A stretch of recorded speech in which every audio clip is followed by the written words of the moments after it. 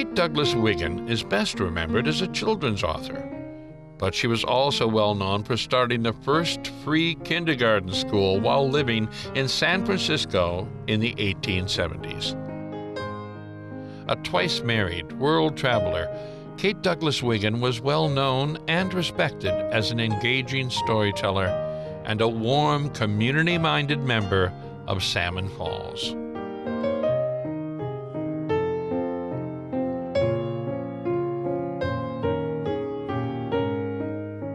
Kate Douglas Wiggin lived in Hollis and was not born in Buxton, but her affection for the town and love for the Saco River was plainly evident in an address she gave at the town's 150th anniversary. Buxton has its own half of the glorious Saco, but Hollis has the other half. There is no rivalry between these twin cities on opposite banks of our beloved river. Where a river is spanned by bridges, friendships always grow.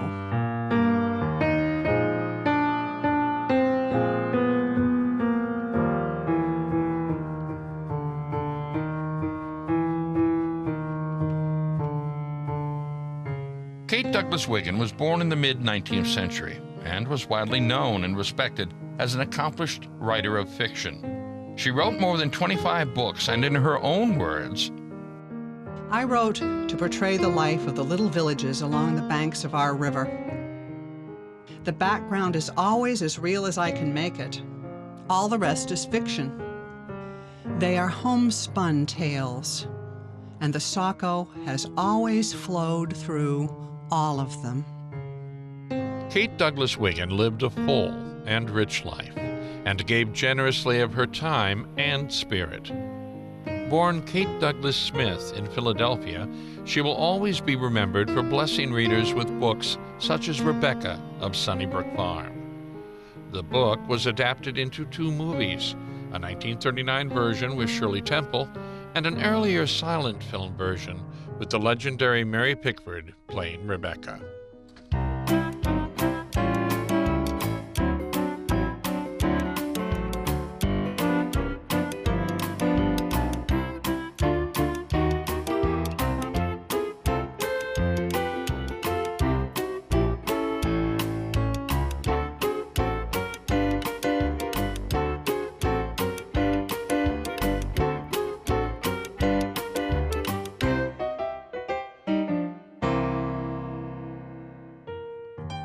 Her book, Timothy's Quest, was also made into a film in 1920.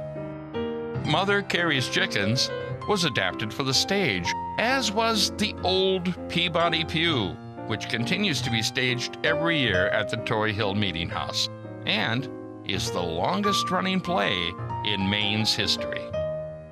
The first act is a Dorcas meeting, and it's the ladies are getting together to sew on a carpet for the church. It is a comedy.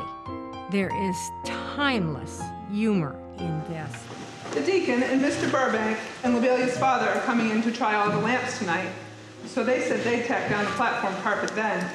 That'll be a mercy. We wouldn't have any trouble if we only had more menfolk to help along. Or else none at all. If it weren't for dogs and dark nights, I wouldn't care if I never saw a man. It's having so few that keeps us all stirred up. If there weren't anywheres, we'd have women deacons and carpenters and painters and get along first rate. For somehow the supply of women always holds out, same as it does with caterpillars and grasshoppers. My goodness, Lobelia, your tongue cuts both ways like a newfangled bread knife. The play is a love story of Justin and Nancy. It's set at the turn of the century, and Nancy is a town girl, and Justin is of an old family in town, and he loses his family. They die off, and he decides to go out west to make his fortune. And so he leaves Nancy back here in Buxton. And he finally decides that Detroit is too lonely to be alone. So he comes back to Buxton to try to talk his love, Nancy, into marrying him and coming back to Detroit with him. I wasn't sure you really cared anything about me, and how could I have written or asked you to marry me when I hadn't a dollar in the world? There's other things to give a woman besides dollars, Justin. Are there? Well, you shall have them all, Nancy, if you can make up your mind to do without the dollars. For dollars seem to be just what I can't manage. Here's what I'm coming back from Detroit to say. In spite of all, will you marry me, Nancy? You must have known how it used to be with us in the old days.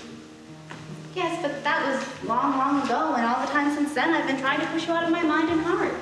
The ladies that do it do an excellent job, and it's a very fun evening. It's a great way to start the Christmas season. 3, 2, 1.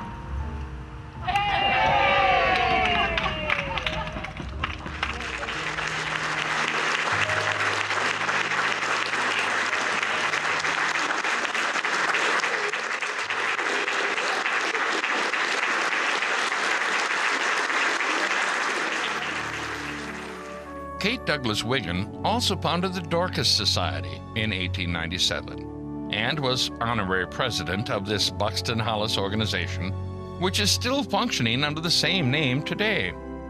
Kate Douglas Wiggin came up with the idea for the Dorcas Society in the late 1800s, and it was a philanthropic group of community-minded ladies, and they met often at Quillcote. We try to continue that today and get dressed in the old period costumes and have fun events around that. The Dorcas Society is a non-denominational, charitable, literary, social, historic, non-profit organization. It is named after Dorcas of the Bible, who after being raised from the dead did charitable work such as sewing coats and garments for the poor. Reflecting on the goals and values of the Dorcas Society, Kate Douglas Wiggin wrote, Maine needs greater public spirit and togetherness in village affairs.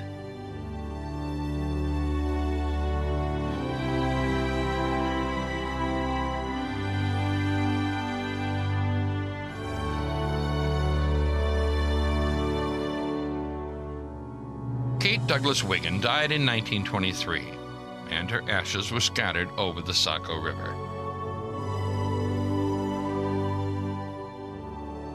A memorial was placed in honor of this distinguished philanthropist and writer at the South Buxton Cemetery.